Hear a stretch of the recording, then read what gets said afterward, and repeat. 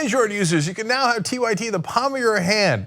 Our TYT app is available for download in the Google Play Store. Just go to tyt.com/app to find out more. A federal judge has halted the deportation of a mother and her daughter, and has essentially told Jeff Sessions that he will hold him in contempt of court if he goes through with this deportation.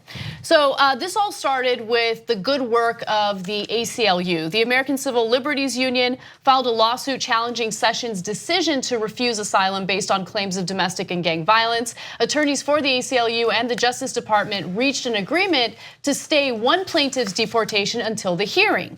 Now, there was a recess, and Jeff Sessions decided not to honor that stay. So during the recess, ACLU attorneys learned that the plaintiff, known in court papers as Carmen, and her daughter had been removed from a detention center and were potentially on their way to the San Antonio airport. So there was reason to believe that they were on their way back to El Salvador. Now, this is when the federal judge comes into play. DC District Judge Emmet Sullivan threatened to hold Sessions in contempt of court as he halted the deportation process. The mother and daughter were already on a plane, and luckily it never even landed in El Salvador. They came back to the United States. The judge was quoted as saying, "This is pretty outrageous that someone seeking justice in US court is spirited away while her attorneys are arguing for justice for her."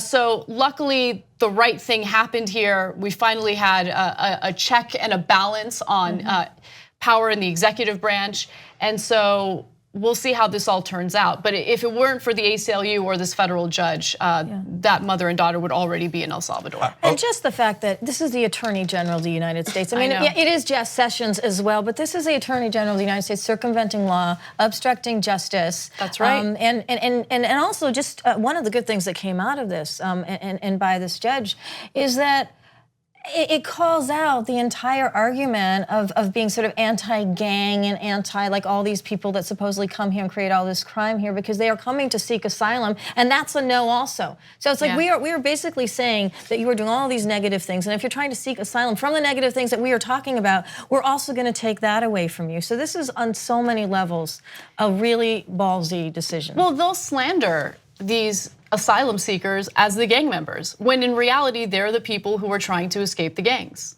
Right, and that's what this asylum case is, right? It's gang violence, because of course domestic violence now no longer on the list of reasons you can apply for asylum. But yeah, if it was a gang, then maybe you made it up. I don't know. It's basically the U.S. I mean, I think the United States is basically saying, hey, we can be just as bad as those gangs. You're gonna fear us just as much.